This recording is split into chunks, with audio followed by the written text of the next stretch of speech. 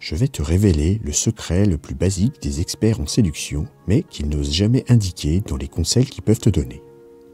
Bonjour à toi, tu es sur la chaîne Harmonie Décor. Cette chaîne t'est plus particulièrement destinée si tu souhaites y voir plus clair et comprendre pourquoi ta vie sexuelle et intime en couple n'est pas à la hauteur de tes espérances, et surtout si tu souhaites remédier à cela.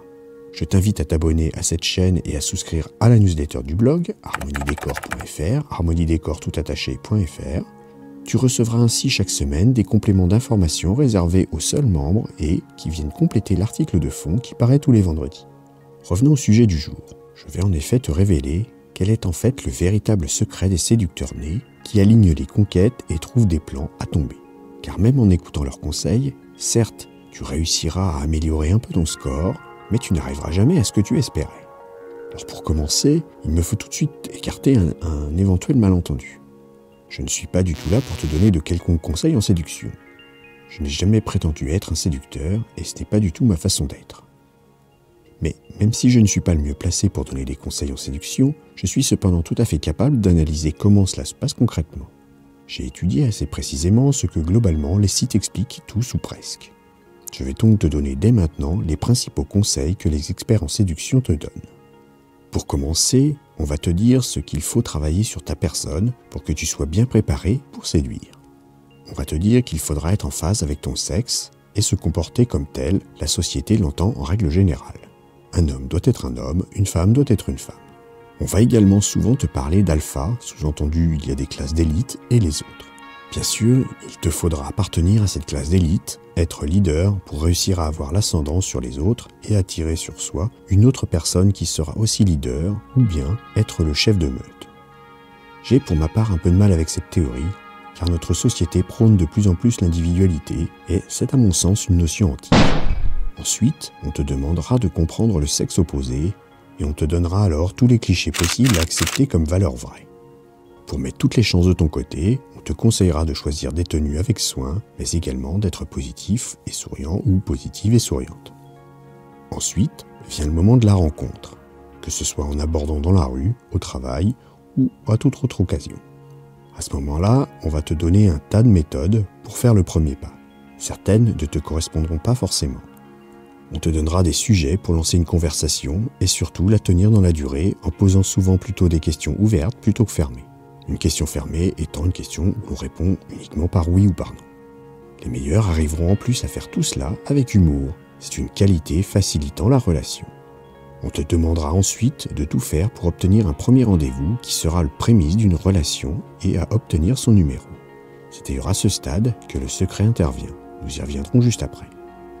Pour finir, quand tu auras réussi à décrocher un rendez-vous, on t'apprendra alors à comment te comporter pendant celui-ci. Peut-être te donnera-t-on des pistes pour soit obtenir un second rendez-vous, et s'il t'est possible de finir par un premier baiser, ce sera une grande étape de franchie. Si en plus le rendez-vous se poursuit vers un dernier verre, là, tu décroches le jackpot. Pourtant, tous ces conseils, effectivement, sont très utiles, et il te faudra les avoir en tête. En effet, il est difficile d'entamer un jeu de séduction en étant totalement déprimé ou en ayant l'air d'un clochard ou bien encore en restant muet comme une carpe en approchant ta cible. C'est évident et finalement, c'est un prérequis.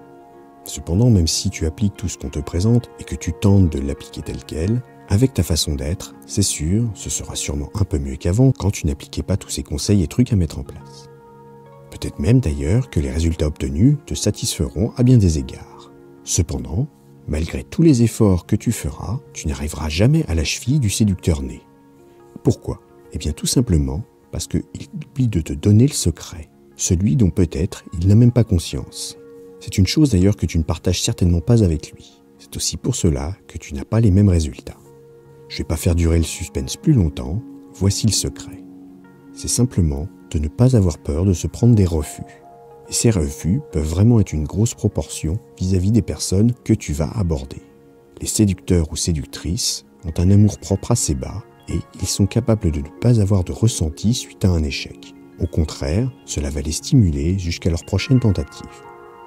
Le processus d'un séducteur ou d'une séductrice sera d'essayer jusqu'à obtenir qu'une cible lui dise oui. Ce qu'il ne dit jamais, c'est que peut-être avant, il aura fait de multiples tentatives qui se seront toutes soldées par un échec.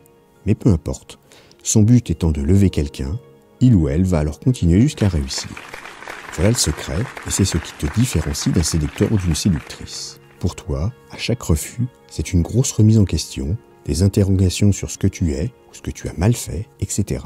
Cela te mine de plus en plus à chaque refus, et tu dois de plus en plus te pousser pour continuer.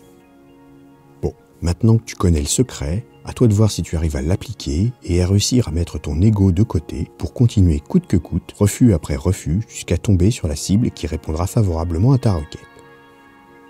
Certains séducteurs jouent sur la carte de l'humour, d'autres sur la bêtise, d'autres sur la flatterie, etc. Chacun a son style, à toi de trouver le tien.